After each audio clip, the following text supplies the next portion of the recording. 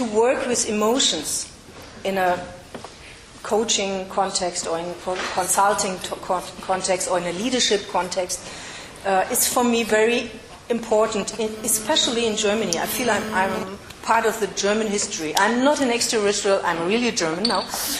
And we have a special kind of history in Germany, with feelings also.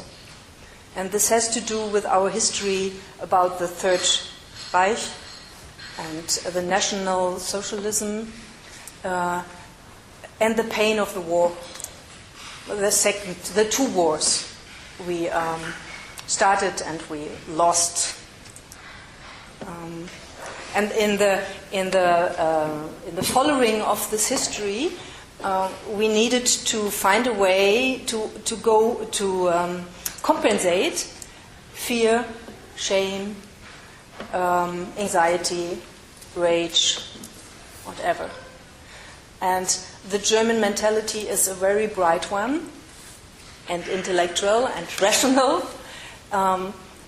So we put away a lot of all these feelings. I remember my parents, which have been children during the war, and I remembered I was asking them all the time, tell me something, and what did you do, and what did grandmother and grandfather do, and what did you think, and what... Yeah, so. And they never wanted to answer. My father always said, I can't remember. And my mother said, grandfather doesn't want to talk about this. Let's be silent. So I had a lot of questions, and my parents couldn't answer. And this is a break within the generations in Germany, which is very special in our culture. In other cultures, you don't have this break, yeah, because my parent and my grandparent generation, they were the Täter. Perpetrators. Yes, yeah. They were the and they did the bad thing. And we oppose to them, and we fight against them, and we kind of pull them together. You have to stand for it, and you have to say you are guilty, and you. So we asked for the responsibility, and they couldn't, because there were so many feelings within them. So we break off. It's a break in this generation, between my generation and the generation of my parents. Which, as far as I know, in no other culture is so extreme as in Germany. You have to. It needs kind of psychic and psychological work to build a bridge over this generation, and this can only work if you start integrating feelings and talk about feelings and share feelings.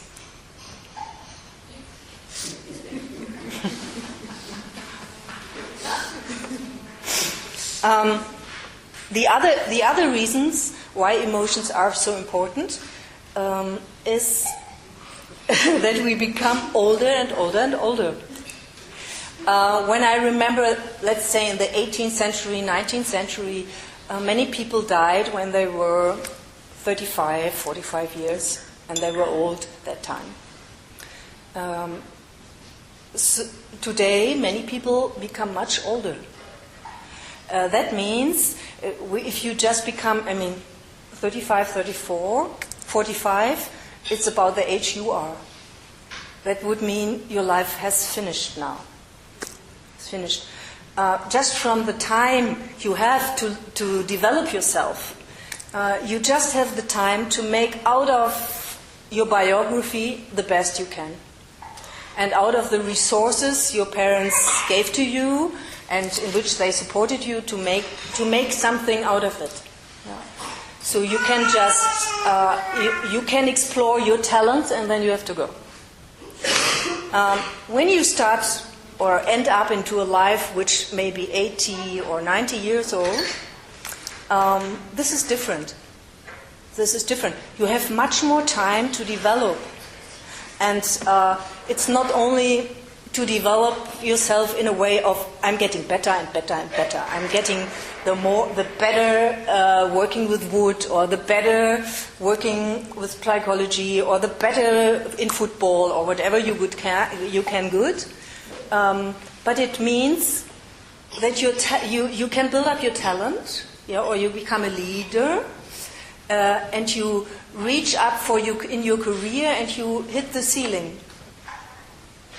So where to go from there? Where to go?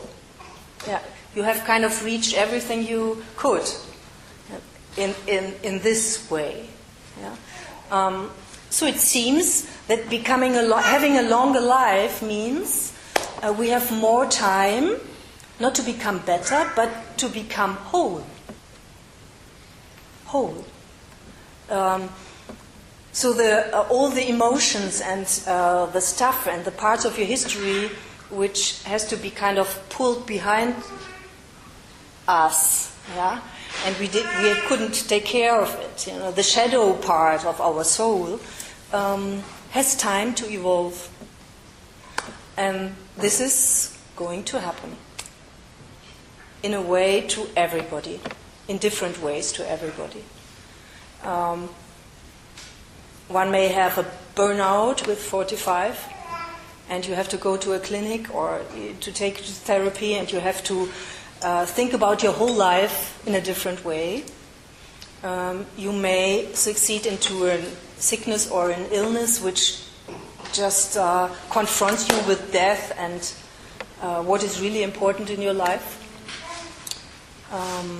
It also can mean you have to live through some crisis. Yeah, somebody is making a suicide, or my nephew died by an accident. Life is full of surprises, and human beings, or human life means also to suffer. But for me, this means if you want to kind of come to a full and rich life, there is one part of your life where you kind of become always better with your talents, and then development means you have to go down to your knees. You have to surrender. It's not about willingness or what I want. It's about what life wants me to develop. And this is especially for leaders and for people who have a lot of power. This is a shock. It's kind of a shock when life comes. So, and to be able to go up to the height and to go up to the depth also of my life, you can only do this if you are fluid with your feelings, because there are so many feelings evoked by this, and either you learn to swim with them, or you have to suppress them, and then you have to pay a price for it.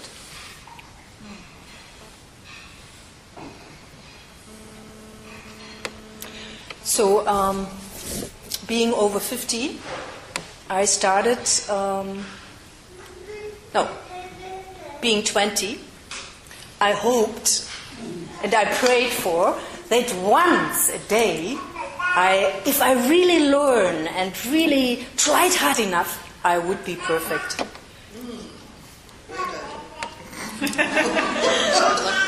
And I learned much. I had a lot of trainings. I did my best to become perfect. Reaching the 50, I actually discovered the gifts of imperfection and what it means to embrace